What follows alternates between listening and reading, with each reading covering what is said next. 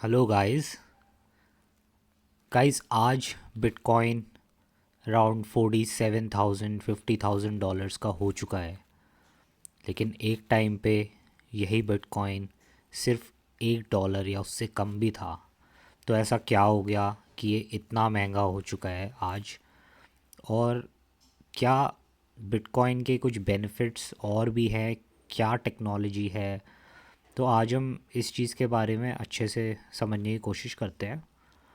तो इस वीडियो में हम जो टॉपिक्स कवर करेंगे वो होगा बिटकॉइन के एवोल्यूशन, उसके की फीचर्स, बिटकॉइन काम कैसे करता है, बेनिफिट्स ऑफ बिटकॉइन और how to build wealth with bitcoin और उसके risk and considerations. So guys, ये वीडियो अंत तक देखना। आपको सारे जो भी डाउट्स होंगे बिटकॉइन के वो सारे आपके क्लियर हो जाएंगे। एंड गाइस, अगर आप इस चैनल पे नए हैं सो प्लीज़ इस वीडियो को लाइक कर दीजिए, इस चैनल को सब्सक्राइब कर लीजिए, बेल आइकन दबाइए और ये इनसाइट्स और लोगों से भी शेयर कीजिए। इससे ये नॉलेज और भी लोगों तक स्प्रेड होगी। So let's begin.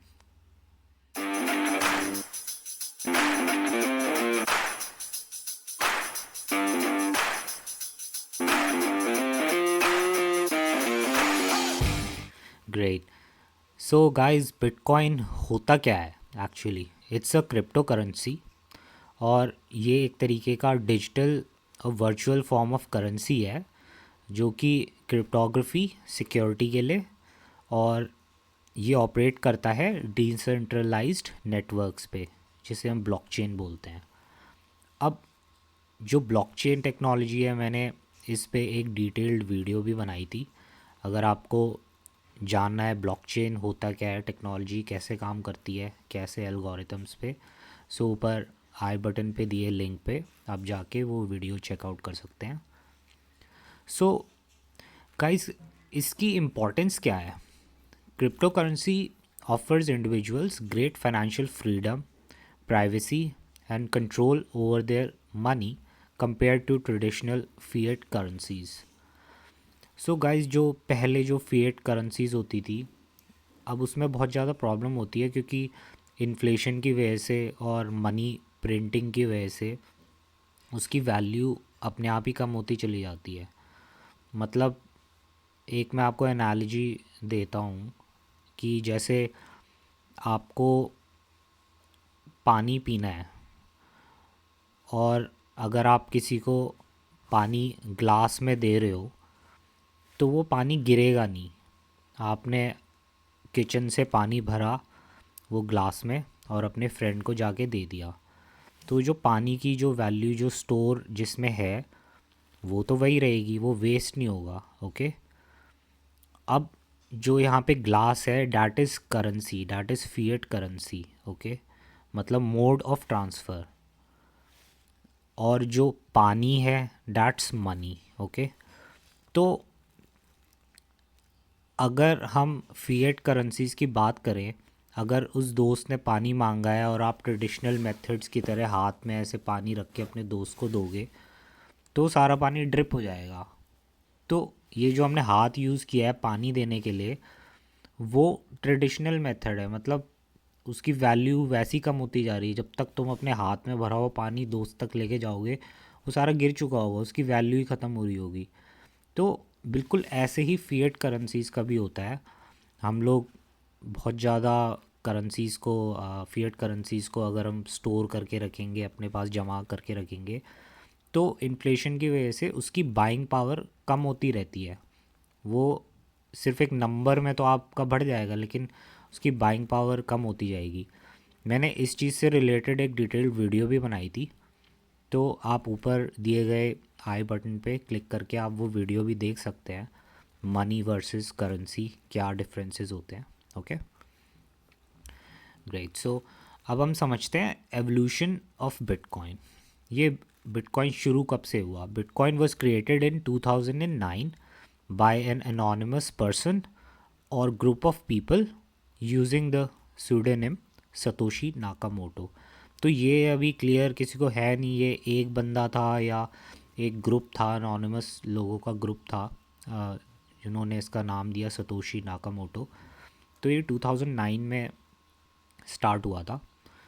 सो ये डिसेंट्रलाइजेशन से चलता है। Bitcoin decentralise nature eliminates the need for intermediaries like bank, enabling peer-to-peer transactions without central authority।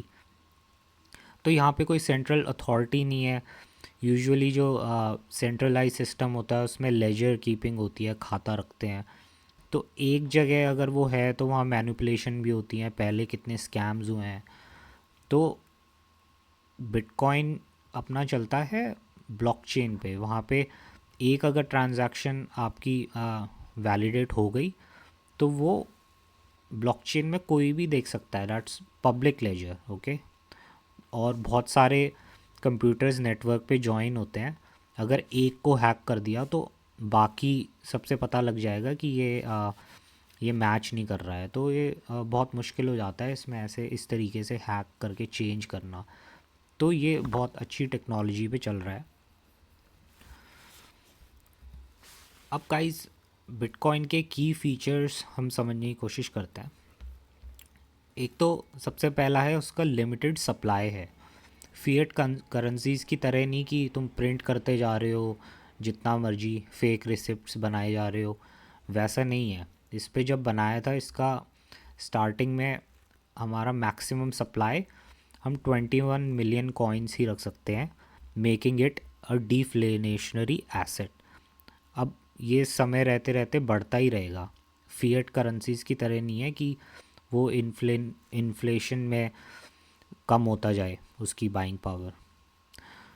तो its limited supply of 21 million coins and decentralized nature have made it a hedge against inflation and fiat currency devaluation। जो currencies fiat currencies की जो value कम होती है उसके against ये hedge की तरह काम करता है, attracting investors seeking a store of value in turbulent economic times.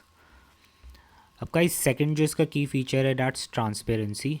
Bitcoin transactions are recorded on a public ledger called the blockchain, providing transparency and immutability। तो इससे बिल्कुल ट्रांसपेरेंट है भाई, जो भी ट्रांजैक्शन हुआ है वो सब दिख जाता है। हाँ, प्राइवेसी भी है, ये एग्जैक्टली नहीं रिवील होता कि किसने किया है, लेकिन उसका भी एक मेथड होता है, उसके बारे में भी हम बात करते हैं। थर्ड की फीचर है security. Bitcoin's cryptographic algorithms ensure the security and integrity of transactions, making it resistant to fraud and censorship। So guys, ये तीनों बहुत अच्छे फीचर्स हैं जो कि फिएट से हर मामले में आगे ही हैं। अब गाइस, अब ये जो क्रिप्टो करेंसीज है, क्योंकि इतने अच्छे इसके फीचर्स हैं तो उसका राइज होना भी लाजमी है, okay. So while bitcoin paved the way, thousands of alternative currencies like altcoins, collectively known as altcoins, have since entered the market. These digital assets leverage blockchain technology to offer a wide range of use cases beyond peer-to-peer transactions। So bitcoin जिस technology से चल रहा है वही technology कितने सारे alt coins भी आ गए हैं। अब मैं ऑल्ट कॉइन्स के लिए भी मैं एक डेडिकेटेड वीडियो बनाऊंगा, क्या क्या वो टेक्नोलॉजीज यूज़ करते हैं। So from decentralize finance, DeFi platforms हो गया, एनएफटीज हो गया, smart contract enabled networks like Ethereum, crypto currencies are redefining the possibilities of digital innovation and financial inclusion. So बहुत सारे इतनी ऑल्ट कॉइन्स भी आ गए, अलग अलग एल्गोरिदम्स यूज़ कर रहे हैं। जैसे बिटकॉइन हो गया वो प्रूफ ऑफ वर्क पे चलता है, और बाकी जो ऑल्ट कॉइन्स है वो और दूसरे कंसेंसस मैकेनिज़म्स पे भी काम कर रहे हैं। तो ये इंडस्ट्री बहुत तेज़ी से ग्रो कर रही है और इनसे हमें दूर नहीं रहना चाहिए। ग्रेट। सो गाइस, अब समझते हैं कि बिटकॉइन में कैसे होता है, how to start with bitcoin. So सबसे पहले समझते हैं वॉलेट्स। सबसे पहले हमें वॉलेट चाहिए होता है बिटकॉइन के लिए। Choose a secure wallet to store and manage your digital assets. Wallet options include hardware wallets भी होते हैं, सॉफ्टवेयर वॉलेट्स भी होते हैं, मोबाइल वॉलेट्स भी होते हैं, और हम एक्सचेंजेस पे भी हम जो अपने क्रिप्टो है उसको स्टोर कर सकते हैं। लेकिन क्रिप्टो का एक रूल होता है simple, not your keys not your coins. So crypto का हमेशा इन चीज़ों का ध्यान रखते हैं, इसमें जो भी तुम्हारी प्राइवेट की होती है उसको छुपा के रखते हैं, उसे बताना नहीं चाहिए, नहीं तो कोई भी उसको हैक कर सकता है, निकाल सकता है आपके कॉइन्स। इन चीज़ों का ध्यान रखना होता है, वैसे बहुत सेफ होते हैं। दूसरा है exchanges. Sign up for a reputable crypto currency exchange to buy sell and trade bitcoin. Verify the exchange security measures and regulatory compliance before trading. तो एक्सचेंज जो भी अच्छा हो, रेपुटेड हो, वहाँ पे आप साइन अप करके बाय कर सकते हो, सेल कर सकते हो, ट्रेड कर सकते हो बिटकॉइन को और अलग ऑल्ट कॉइन्स को भी। थर्ड जो चीज़ है that's cryptographic security. Bitcoin transactions are secured using cryptographic techniques. Each transaction is digitally signed by the sender using their private key, providing proof of ownership and preventing unauthorized tampering. Transactions are broadcasted to the network and verified by network nodes through a process called mining. सो जब भी कोई इसको transfer करता है अपनी private keys के through, उससे private की पता लग जाता है कि हाँ उसके बाद प्रूफ ऑफ ओनरशिप है, और जब भी ये होता है तो ये ट्रांजैक्शन पूरे नेटवर्क पे ब्रॉडकास्ट हो जाती है।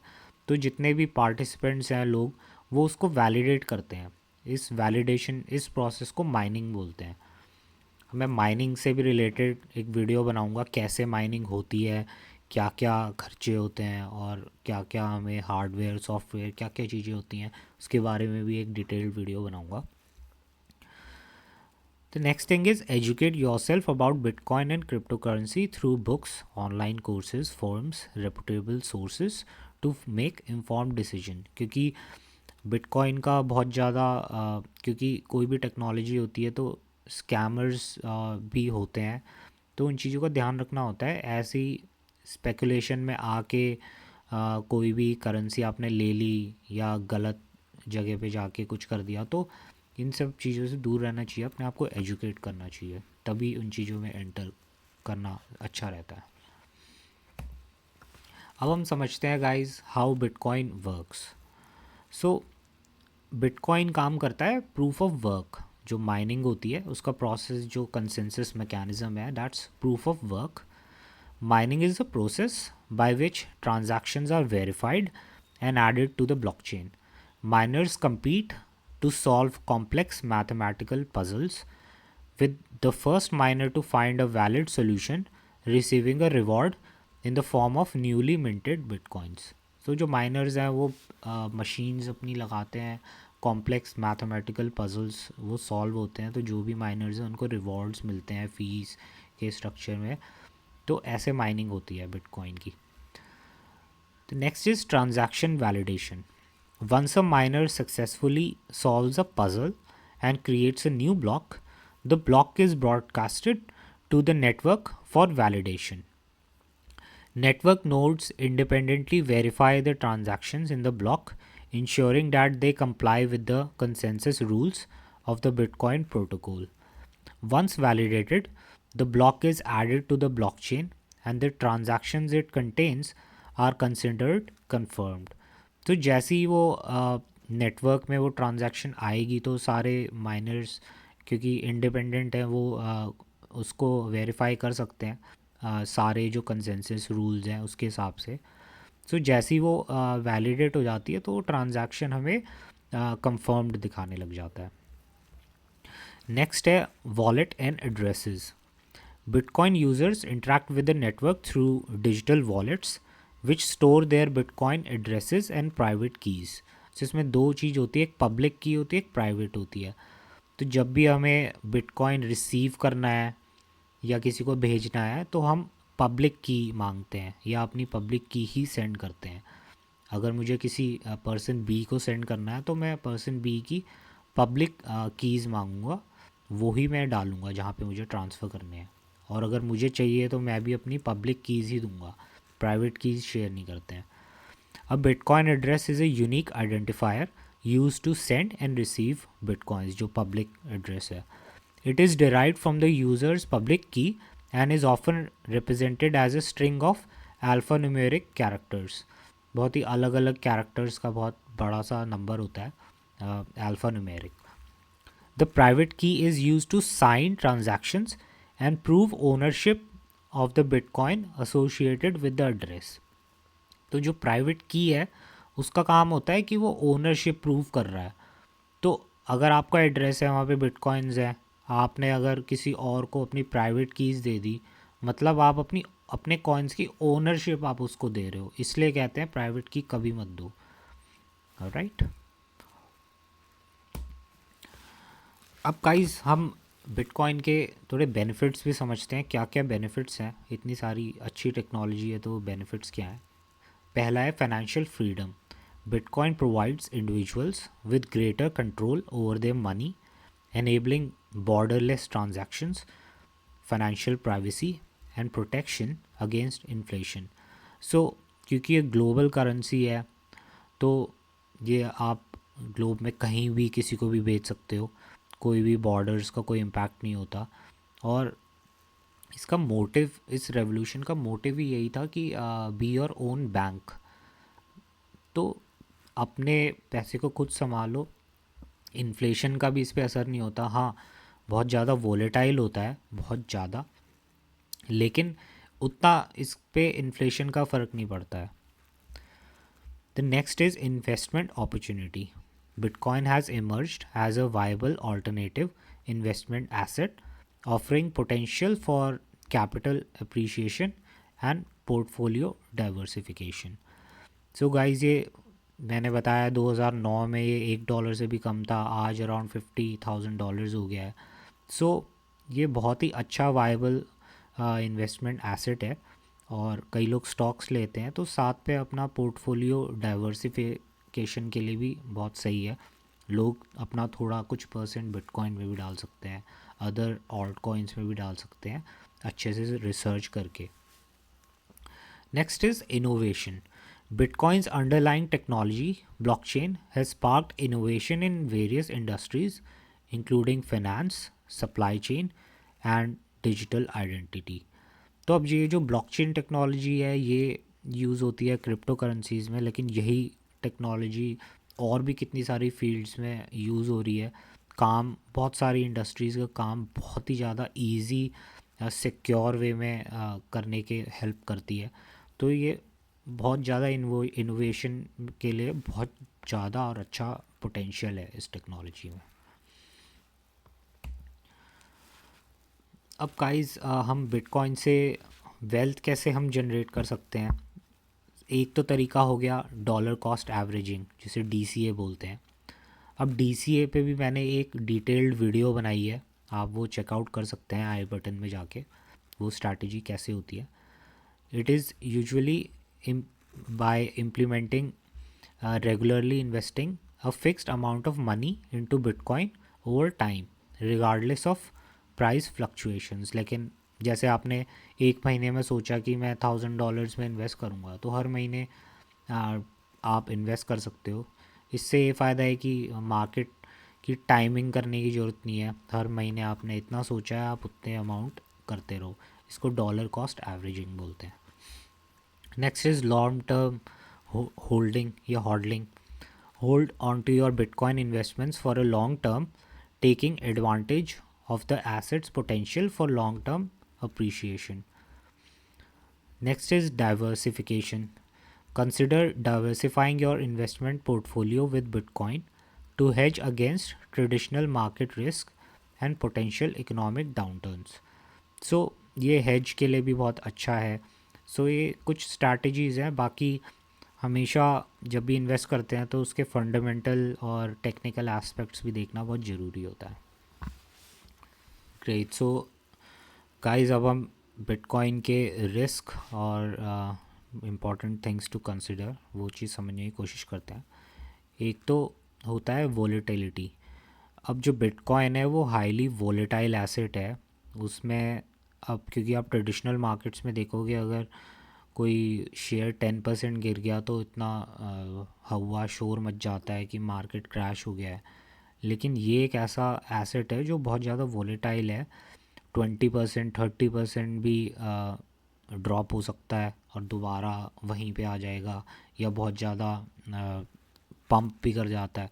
तो बहुत वोलेटाइल है, प्राइस फ्लक्चुएशंस ज़्यादा होते हैं, तो इसमें अपना रिस्क मैनेजमेंट का ध्यान रख के ही इन्वेस्ट करें। The next is security risk. Protect your Bitcoin holdings from security threats such as hacking, phishing attacks, and scams by implementing robust security measures. So guys, अगर आप अपनी प्राइवेट की अपने पास रख रहे हो, नहीं दे रहे हो, तो ये सेफ़ होते हैं। लेकिन कई बार फ़िशिंग अटैक्स हो जाते हैं, आपने कोई गलत वेबसाइट पे इंफॉर्मेशन डाल दी तो इस तरीके से स्कैम हो जाते हो। तो इन चीज़ों का, सिक्योरिटी मेजर्स का आपको खुद ही ध्यान रखना है, अपने आप को एजुकेट करो, तो इन चीज़ों से आप बच सकते हो। The third thing is regulatory uncertainty. Stay informed about regulatory developments and compliance requirements related to Bitcoin to mitigate regulatory risk. अब गाइस, क्योंकि ये चीज़ ग्लोबल है, लेकिन हर कंट्री के अपने रूल्स होते हैं, तो उन रूल्स के हिसाब से ही चीज़ों में करें। अभी इंडिया में जैसे आप देख सकते हो नए टैक्सेस इम्प्लीमेंट हुए हैं, तो उस हिसाब से उन रूल्स को भी फॉलो करो। ठीक है, ग्लोबल करेंसी है, लेकिन आपको अपने कंट्री में जहाँ पे आप हो उसके कंप्लाइंसेस, उनकी जो रिक्वायरमेंट्स है उस हिसाब से ही आप स्टेप्स लें। The next thing is bitcoin adoption and future outlook. अब ग्लोबल अडॉप्शन की अगर हम बात करें तो बिटकॉइन ने बिल्कुल ग्लोबल में काफ़ी चीज़ों में इसका अडॉप्शन शुरू हो गया है, मेन स्ट्रीम अवेयरनेस हो रही है, इंस्टीट्यूशनल इन्वेस्टर्स भी अट्रैक्ट हो रहे हैं, और कई जगह बहुत सारे मर्चेंट्स हैं वो बिटकॉइन को एक्सेप्ट भी करते हैं। और एक कंट्री ऐसा भी है जहाँ पे बिटकॉइन लीगल टेंडर घोषित कर दिया गया है। आप गेस कर सकते हैं वो कौन सा कंट्री है?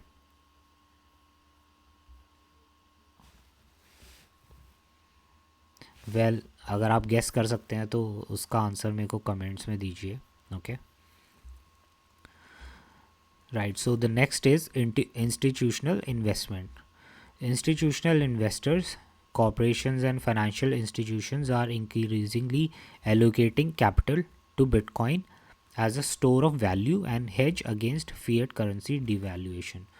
अब कंपनीज़ भी इसको यूज़ कर रही हैं। कुछ कंपनीज़ ऐसी थी जिनने ये ऑप्शन भी दिया था अपने एम्प्लॉयज़ को कि वो अपनी जो सैलरी है वो फियाट करेंसीज़ में नहीं, बिटकॉइंस में लें, राइट. और इसका फ्यूचर पोटेंशियल भी बहुत है। बिटकॉइन की जो डिस्ट्रप्टिव पोटेंशियल जो है वो फाइनेंशियल एरियाज़ में बहुत ज़्यादा बढ़ रहा है, जैसे रेमिटेंसेस हो गया, माइक्रो पेमेंट्स हो गया, डीफाई हो गया, और आईओटी हो गया, इंटरनेट ऑफ थिंग्स. सो इन चीज़ों में बहुत ज़्यादा पोटेंशियल है, और अडॉप्शन भी धीरे धीरे इस चीज़ का बढ़ ही रहा है.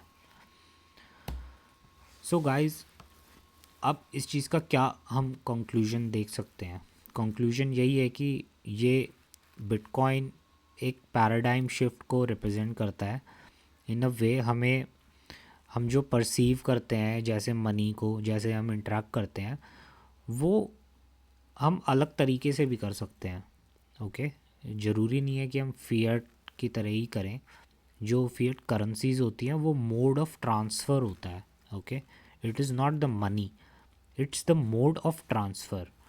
तो ज़रूरी नहीं है कि हम ट्रेडिशनल मेथड्स ही यूज़ करें, हम टेक्नोलॉजी को के हिसाब से हमें चेंज होना बहुत ज़रूरी है. और गाइस, ये जो बिटकॉइन रेवोल्यूशन है, as we stand at the forefront of this digital revolution, now is the time to embrace the transformative potential of crypto currencies. तो गाइस, अगर आप इन्वेस्टर्स हो, डेवलपर हो, एंटरप्रेन्योर हो, या फाइनेंस के लिए क्यूरियस रहते हो फ्यूचर के लिए, तो गाइस हमें क्रिप्टो करेंसी कम्युनिटी में पॉजिटिविटी लानी चाहिए. ओके, और इस इकोसिस्टम पे ज़्यादा एजुकेशन भी लें, कुछ आइडियाज़ भी हों तो वो भी आप कम्युनिटी में शेयर कर सकते हैं. Right, great. सो गाइस आज हमने समझा बिटकॉइन क्या है, क्यों इतना ज़रूरी है, उसका एवोल्यूशन, उसके फीचर्स, कैसे हम बिटकॉइन से बेनिफिट उठा सकते हैं और उसके रिस्क क्या हैं, क्या सिक्योरिटी हमें ध्यान रखना चाहिए। तो गाइस अगर आप इस चीज़ से रिलेटेड आप एजुकेटेड रहते हैं, चीज़ों को पढ़ते हैं, तो गाइस आपको ये टेक्नोलॉजी यूज़ करनी चाहिए, इस चीज़ के बारे में अवेयर रहें। ओके, तो guys I think that's the best place for me to stop this video. अगर आपको हमारा कंटेंट अच्छा लगा हो so do like the video, subscribe भी करें और ये इनसाइट्स और लोगों से भी शेयर कीजिए। Well guys that's all for me today. You have a lovely time. Happy trading.